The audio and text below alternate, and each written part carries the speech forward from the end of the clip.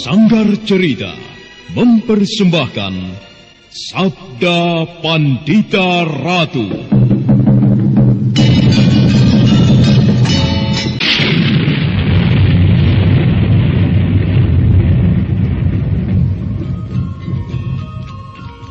Sabda Pandita Ratu, naskah ditulis oleh Pondra Swasti Langit, diolah oleh Agus Nur Ismail, didukung oleh artis-artis terkemuka, Ferry Fadli, Eli Ermawati, M. Abud, Ivona Rose, dan lain-lain. Teknik dan montase, Ibing Arifin, dengan sutradara Dian Pertiwi. Sabda Pandita Ratu kali ini mengetengahkan episode ke-7 dengan judul Bintang Malapetaka.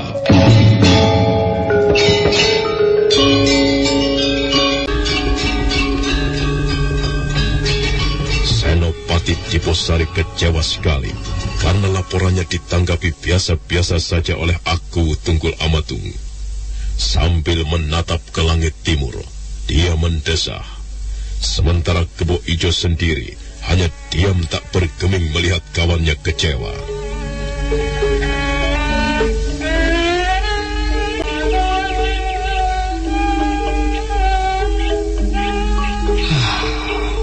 Aku kecewa sekali atas tanggapan aku dengan laporan kita. Beliau hanya biasa-biasa saja, tanpa menunjukkan rasa cemas sedikit pun. Iya, beliau terlalu percaya diri bahwa Ken Arok tidak berbahaya. Lalu sekarang apa yang akan kita lakukan, Kakang? Adik Kebo Ijo, mungkin kita harus bertindak sendiri. Maksud Kakang? Maksudku, kita melakukan tugas ini tanpa harus menunggu perintah dari aku.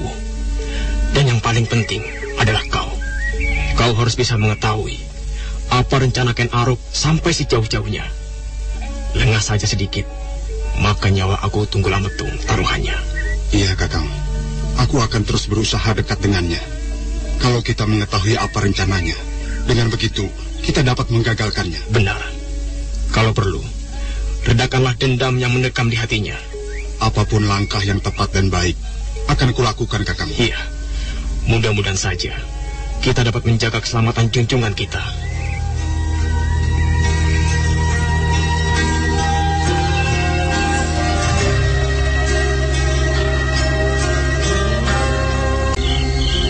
Diajeng, kuperhatikan sejak tadi kau termenung saja.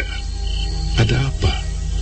Apakah kau mulai tidak kerasan berada di istana ini? Kenapa Kanda menduga demikian?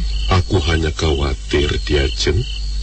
Ya, siapa yang tidak resah jika istri yang dicintainya termenung begitu saja, tanpa mau menjelaskan apa yang dipikirkannya. Kanda, ya. Hamba diam dan termenung karena memikirkan kata-kata Senopati Diposari. Hamba kira Kanda perlu mempertimbangkannya, karena hal seperti itu bisa saja terjadi. Apalagi hamba tahu benar siapa itu Ken Arok. Oh, dorongan apa yang menyebabkan kau berkata demikian, Dinda? Hamba mencemaskanmu, Kanda. Hamba takut kehilanganmu. Benarkah apa yang kau katakan? Oh, kenapa tidak? Oh. Sebelum hamba menjadi permaisuri, Kanda boleh tidak percaya. Tetapi sekarang, setelah segalanya hamba ketahui, terutama hati Kanda, hamba kira Kanda tidak perlu meragukan ketulusan hati hamba. Hamba mencintai Kanda dengan sepenuhnya. Oh, Dinda, baru kali ini aku merasakan kebahagiaan yang tiada tara. Dan baru kali ini kau berkata cinta padaku. Ya, aku percaya padamu. Tapi kukira tidak mungkin jika Ken Arok akan berbuat jahat kepadaku, Dinda. Apakah Kanda yakin bahwa Ken Arok tidak akan melakukan apa-apa terhadapmu? Kenapa tidak? Ken Arok cuma seorang prajurit. Pangkat yang kuberikan pun belumlah tinggi. Bagaimana mungkin dia akan berbuat macam-macam? Perasaan-perasaan cemas seperti itu Jangan terlalu dituruti, Dinda. Kalau kita terlalu larut dalam hal-hal yang belum tentu terjadi, akibatnya kita akan selalu cemas dan takut. Aku percaya pada Ken Arok bahwa dia seorang prajurit yang baik, Dinda, dan mengabdi sepenuhnya kepadaku. Tapi hamba mencemaskannya, Kanda. Sudahlah, sebaiknya buang jauh-jauh perasaan seperti itu. Tidak bisa, Kanda. Sebelum Kanda berhati-hati menghadapi suasana. Baiklah. Aku akan hati-hati menghadapi segala kemungkinan. Jangan melakukan sesuatu hanya karena terpaksa atau iba karena hamba. Tetapi lakukanlah dengan keinginan hati. Aku bersikap hati-hati tidak karena terpaksa, Dinda. Kau percaya bukan dengan kata-kataku? Ya, baiklah. Hamba percaya. Atau kau menginginkan aku memanggilkan Arok agar kita tahu sampai sejauh mana perasaannya atas pernikahan kita? Hamba menyerahkan segalanya pada Kanda. Kalau memang itu cara yang terbaik menurut Kanda, silakan. Baik. Besok aku akan memanggilkan Arok. Tetapi Dinda harus mendampingiku. Hamba, Kanda. Hari sudah jauh malam, Dinda. Kita istirahat dulu ya. Iya, Kanda.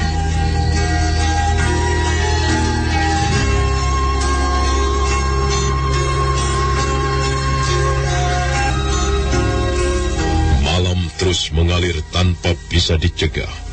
Kebahagiaan aku Tunggul Amatung juga tak dapat dilukiskan. Dan Dedes rupanya telah mengabdikan diri sepenuhnya terhadap suaminya.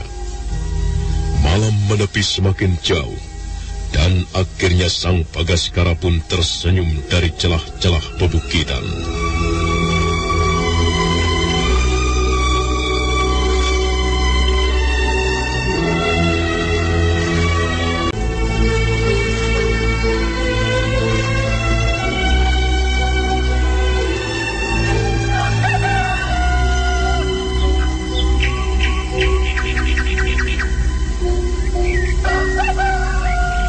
Ampun, Tuanku.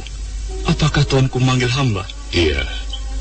Panggilkan Arok, suruh dia menghadapku nanti siang di ruang utama. Hamba, Tuanku. Apakah ada pesan lain untuknya, Tuanku? Tidak. Hanya itu saja. Kalau begitu, hamba mohon diri, Tuanku. Iya, pergilah. Ken Arok. Benarkah dia akan berbuat jahat padaku? Kukira tidak. Apalagi dia belum pernah menjalin hubungan dengan permaisuriku sebelumnya. Kecemasan permaisuriku dan juga Senopati Diposari, kukira tidak beralasan. Ya, tapi biar bagaimana, aku harus menghargainya. Dan apa salahnya jika aku waspada? Keadaan selanjutnya bisa ku ketahui setelah aku berbicara dengan Ken Arok. Barangkali saja dengan begitu bisa menghapus kecemasan permaisuriku.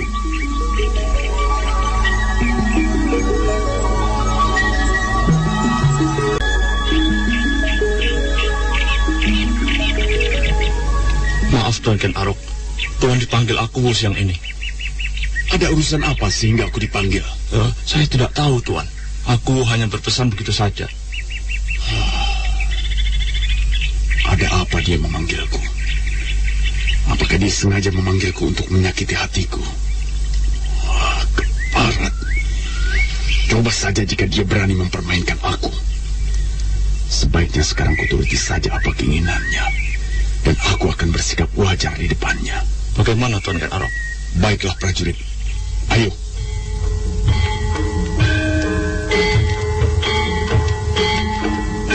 Ampun, Tuanku. Hamba menghadap. Terimalah sembah hamba. Ku terima, Ken Arok. Silakan duduk. Terima kasih, Tuanku.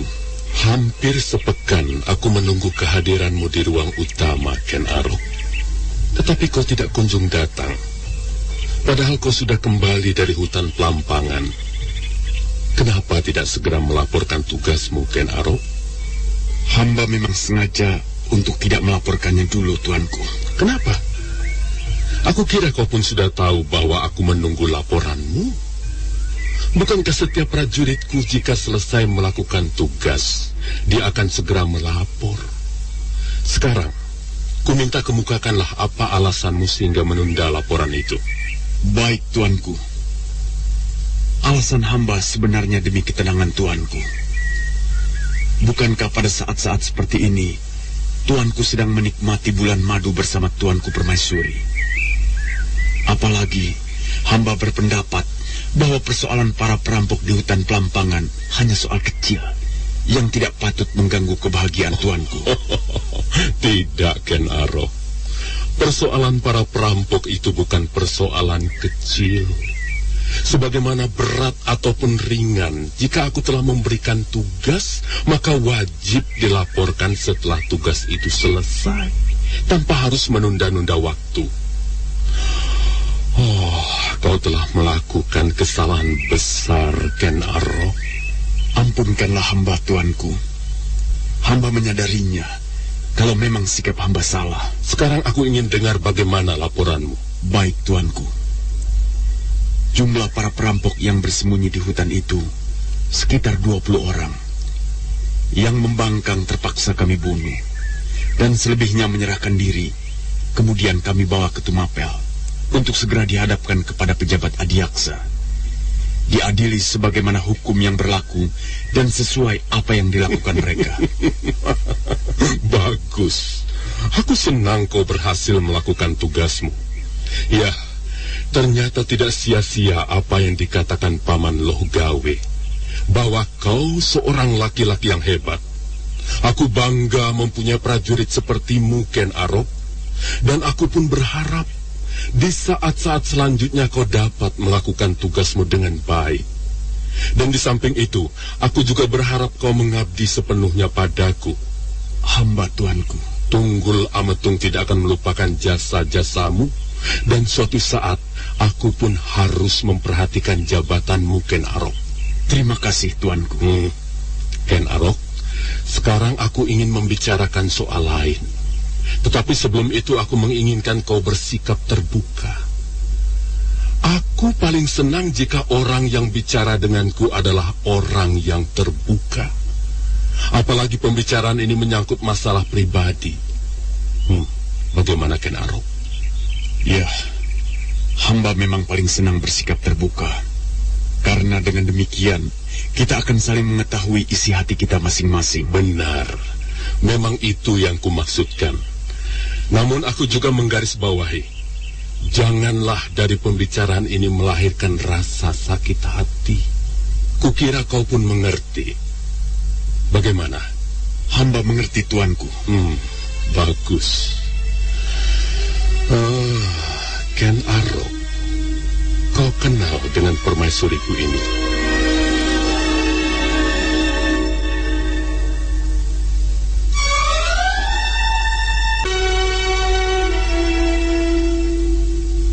Hati Ken Arok berdebar, jantungnya berdetak, seolah-olah tidak dapat dikendalikan. Tanpa berani menengadahkan wajahnya, pemuda tampan dari padang karautan itu diam saja. Melihat hal itu, aku Tunggul Ametung tersenyum tipis.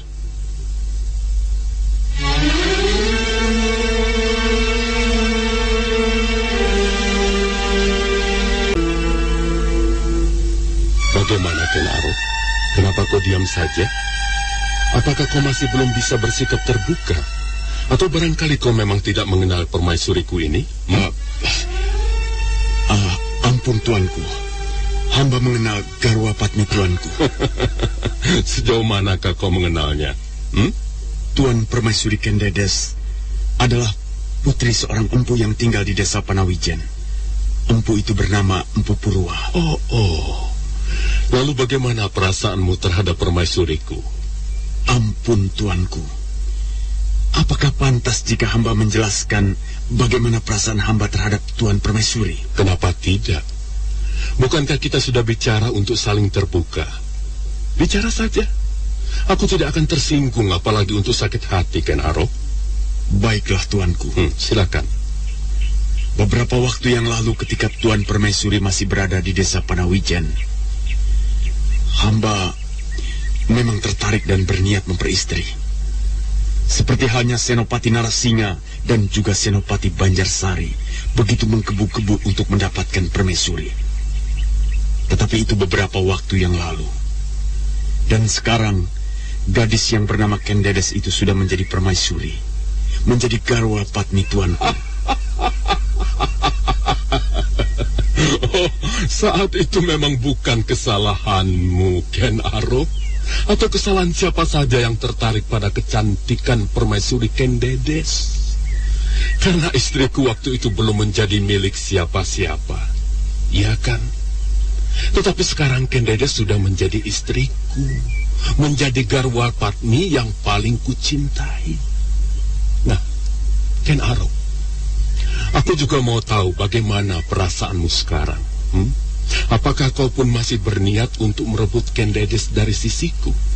Ampun tuanku, hamba tidak berani berbuat lancang dan bertindak jahat terhadap junjungan hamba sendiri.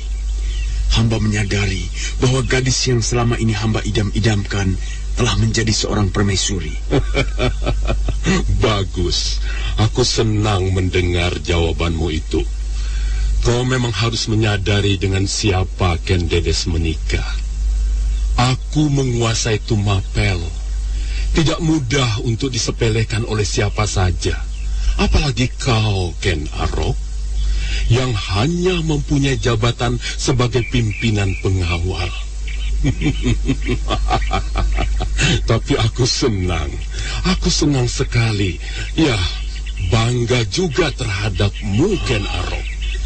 Terima kasih, Gusti. Nah, Ken Arok, kukira tidak ada lagi yang perlu kita bicarakan. Aku sudah merasa lega setelah mendengar pembicaraanmu. Sekarang kau boleh meninggalkan ruangan ini. Terima kasih.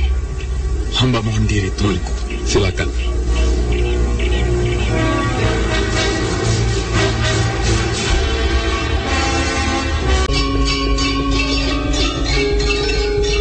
Ken Arok benar-benar merasa terhina atas kata-kata Tunggul Amatung yang sombong. Selesai menghadap penguasa Tumapel di ruang utamanya, pemuda yang mempunyai julukan singa liar dari padang karautan itu melarikan kudanya ke sebuah puncak bukit.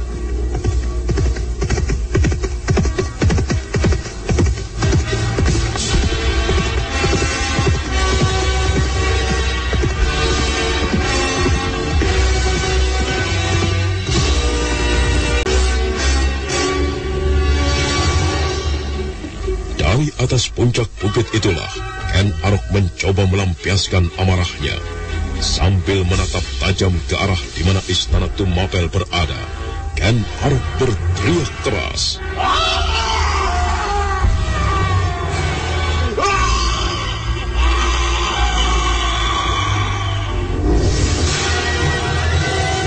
Jahanam kau Tunggul Amatung!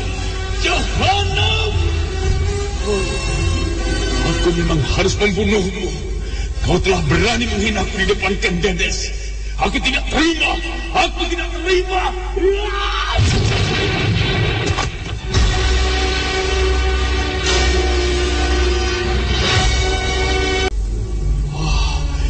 Jangan kau pikir aku akan tinggal diam, Tunggul Amatung. Sekarang aku akan menahan diri, tapi nanti suatu saat kau harus menerima pembalasan dariku.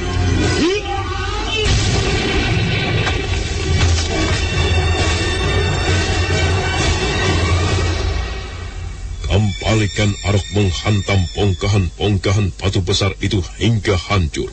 Suaranya menggema ke sudut-sudut bukit, membuat burung-burung yang bertengger di batang pohon terbang ketakutan.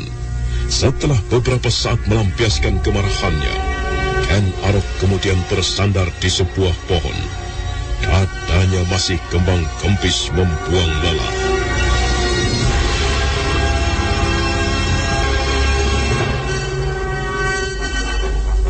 Baiklah, aku akan menahan diri dengan sabar. Aku harus menunggu saat yang tepat untuk merebut Kendedes. Apapun rintangannya akan kutempuh. Karena nafas Kendedes telah kurai dan kusenggama di bulan merah. Tunggul Amatung! Tunggulah saat yang tepat untuk menerima kematianmu.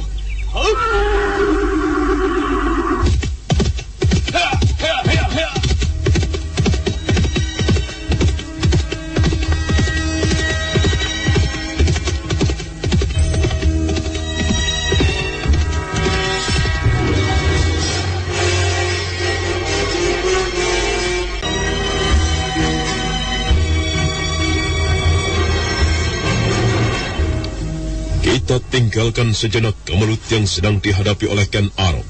Sekarang marilah kita tengok perguruan Lemah Abang. Saat itu, Empu Mahayaso tengah berbincang-bincang dengan anaknya, Paksi Jalak Kuning.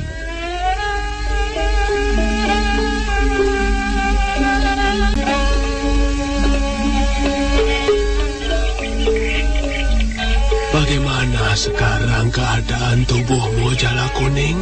Saya sudah tidak merasakan apa-apa lagi, Ayah. Tubuh saya mulai segar. Berarti kau sudah sembuh. Ayah bersyukur keadaan tubuhmu bisa pulih kembali. Ayah, kapan kita akan ke lereng Gunung Raung? Saya begitu merindukan Rastri Kandi. Ya, mungkin dia sekarang tengah dirundung duka akibat peristiwa yang dialaminya. Saya ingin sekali segera ke sana untuk mengobati kedukaannya. Ya, barangkali saja dengan kehadiran saya, Rastri Kandi akan bergairah menghadapi hidup ini. Iya, ayah pun sudah memikirkannya, Jalak Kuning. Oh, syukurlah. Lalu, kapan kita akan berangkat, Ayah? Besok pagi. Tapi, itu pun kalau kau benar-benar sudah siap. Saya sudah siap, Ayah. Sejak luka-luka di tubuh saya sembuh, Ayah. Baiklah. Kalau begitu, persiapkan saja segala kebutuhanmu. Baik, Ayah.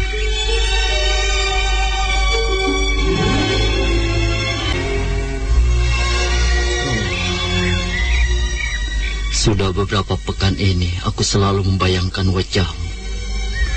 Aku merasa bersalah karena telah mengecewakanmu. Yang Maha Agung, berikanlah ketenangan di hatinya. Hapuskanlah segala kedukaan yang membelit batinnya. Aku akan menerima dia dengan setulus hatiku, biar bagaimanapun keadaannya. Oh, Rastri Kandi.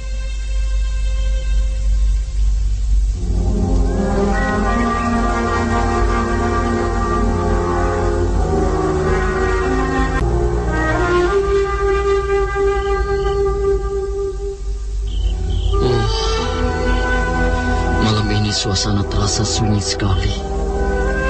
Ya, apalagi orang yang kucintai tidak ada di sisiku. Aku tidak menyangka kalau calon istriku akan mengalami perjalanan yang pahit. Perjalanan hidup yang membuatnya menderita. Begitu juga halnya denganku. Seroni memang perempuan jahanam. Kalau dia bertemu lagi denganku, maka aku tidak akan membiarkan perempuan lacur itu hidup. Jalak Kuning. Oh, Jolondoro. Kukira siapa kau? Kulihat kau menyendiri saja sejak tadi sore. Kenapa? Apakah kau teringat dengan Rahastri Kandi? Iya. Sejak dia pergi dari sini, hatiku begitu gelisah memikirkan keadaannya. Pasrahkan saja segalanya pada kekuasaan Hyang Maha Agung, Jalak Kuning. Dan kau tidak perlu takut kehilangan dia. Jika memang Rahastri Kandi adalah jodohmu, apapun perjalanan yang kalian tempuh, aku yakin kalian akan bersatu. Tetapi biar bagaimana, aku harus bertemu dengannya. Jadi kau berniat akan menemuinya? Iya, aku memang akan menemuinya. Besok pagi, aku akan berangkat ke lereng Gunung Raung bersama ayah. Berapa lama guru akan meninggalkan perguruan? Entahlah. Tetapi kukira tidak akan lama. Kau tidak perlu khawatir kehilangan ayah. Sebaiknya selama kepergian kami, jagalah perguruan ini sebaik-baiknya. Atasi dengan gotong royong jika ada masalah. Iya. Aku mendoakan semoga perjalananmu ke lereng Gunung Raung tidak menemui kesulitan apapun dan selamat hingga sampai tujuan. Terima kasih, Jalondoro. Bagaimana dengan ayah sekarang? Apakah beliau sudah istirahat? Tadi kulihat beliau sedang semadi di ruang khususnya. Apakah kau ingin istirahat? Iya. Mataku sudah ngantuk. Malam ini aku harus istirahat yang tenang. Karena besok akan menempuh perjalanan yang jauh. Baiklah. Kalau begitu, aku akan ke barat. Silakan, Jalondoro. Mataku mulai mengantuk. Sebaiknya aku tidur saja.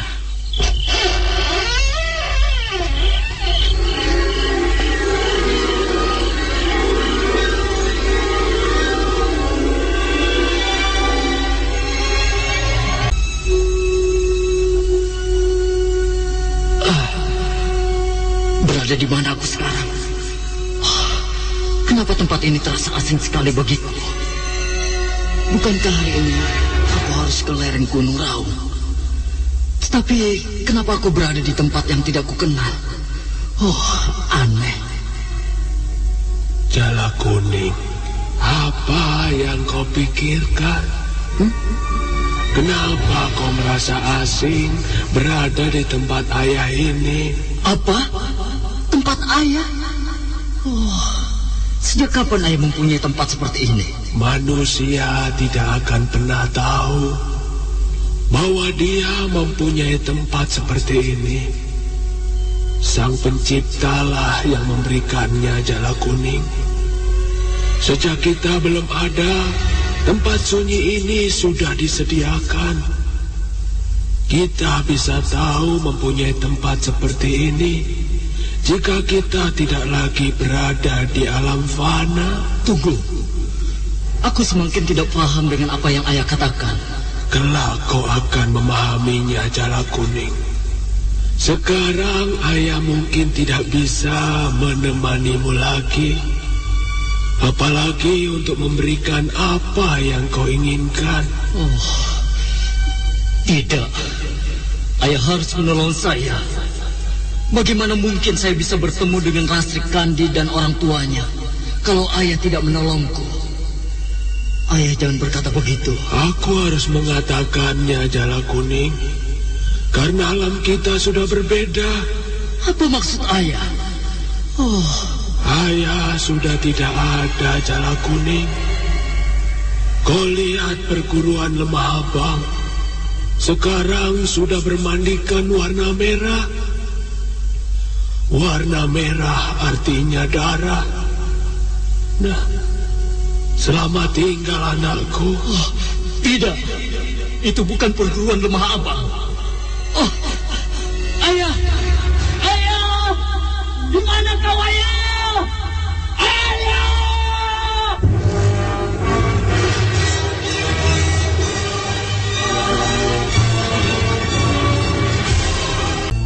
Paksi Jala Kuning berteriak sekencang-kencangnya memanggil nama ayahnya, namun dia tidak menyadari bahwa sebenarnya dia tengah bermimpi. Untunglah saat itu Empu Mahoyaso segera membangunkannya. Sesaat lamanya Paksi Jala Kuning terpaku setelah sadar dari mimpinya.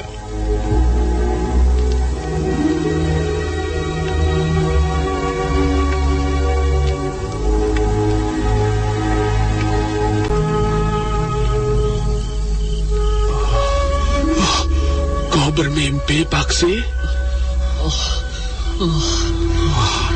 Mimpi apa sebenarnya? Sehingga kau berteriak-teriak seperti itu? Saya mimpi yang menakutkan, ayah. Dalam mimpi saya, ayah mengatakan berada di alam yang berbeda. Alam yang tidak bisa dijangkau oleh manusia yang masih hidup. Lalu saya juga melihat perguruan Lemah Abang bermandikan darah. Apa sebenarnya dari makna mimpi itu, ayah? Jagat Batara Dewa. Apa makna dari mimpi itu, ayah? Katakanlah. Saya ingin tahu agar saya mengerti apa yang bakal terjadi, ayah. Lupakan saja, Jala Kuning. Mimpi belum tentu menjadi kenyataan. Tapi mimpi juga bisa merupakan sebuah firasat yang kemungkinan bisa saja terjadi, Ayah. Sudahlah. Kita tidak perlu menebak-nebak sesuatu yang belum terjadi, yang belum tentu terjadi. Sebentar lagi hari akan terang. Nah, sebaiknya bangun.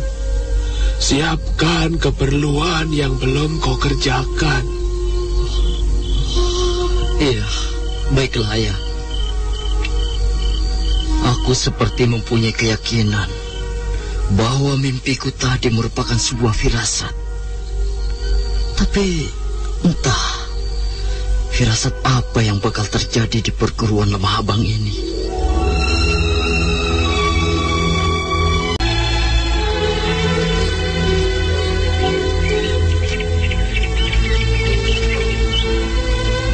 Jolondoro, aku menugaskan kau untuk menjaga perguruan ini selama aku pergi. Baik, Guru. Jika ada sesuatu, berusahalah untuk menyelesaikan dengan baik. Aku tidak akan berpesan banyak. Kukira kau pun sudah mengerti. Ya, Guru. Jolondoro dan kalian semua, aku tinggal dulu. Ya, Guru.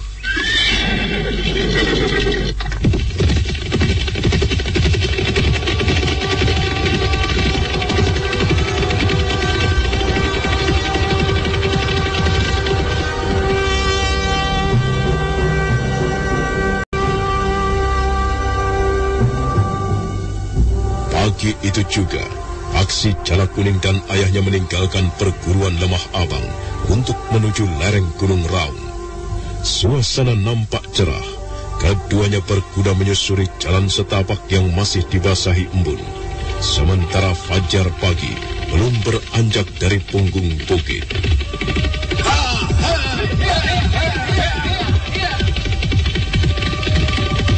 Jalak Kuning.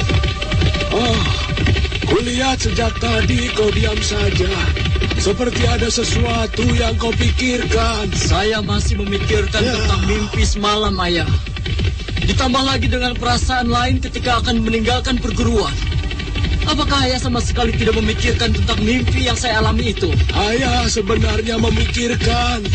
Tetapi, semua itu hanya akan membuat kita gelisah, Jalak Kuning. Kukira dengan melupakan mimpimu itu, kita tidak akan mempunyai beban batin. Dan perjalanan yang akan kita tempuh akan berjalan sesuai apa yang kita inginkan.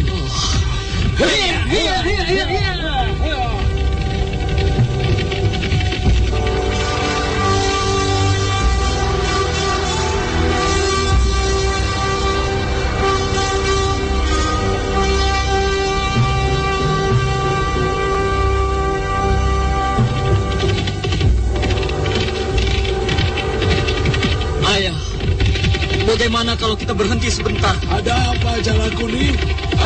Kenapa kau ingin berhenti? Entahlah, Ayah. Saya cuma ingin berhenti. Atau barangkali kau lelah? Tidak. Hop! Hop!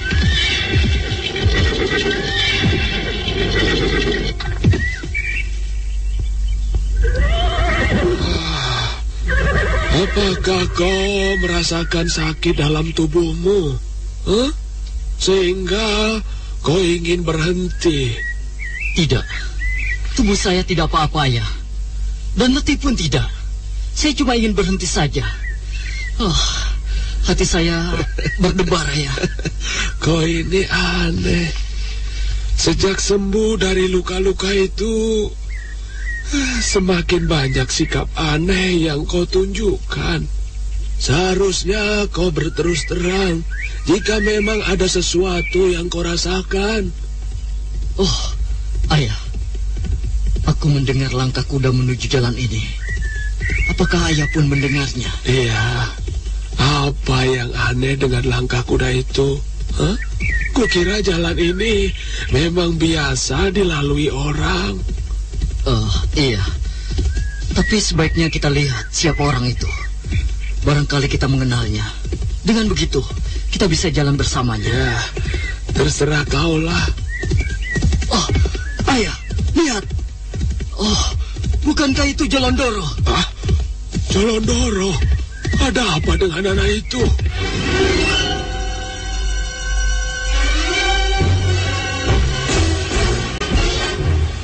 Empu Mahoyaso dan Paksi Jalak Kuning tersentak kaget begitu mengetahui siapa orang berkuda yang mendekatinya. Dua orang itu tidak bisa berbuat apa-apa selain hanya menunggu apa yang akan terjadi.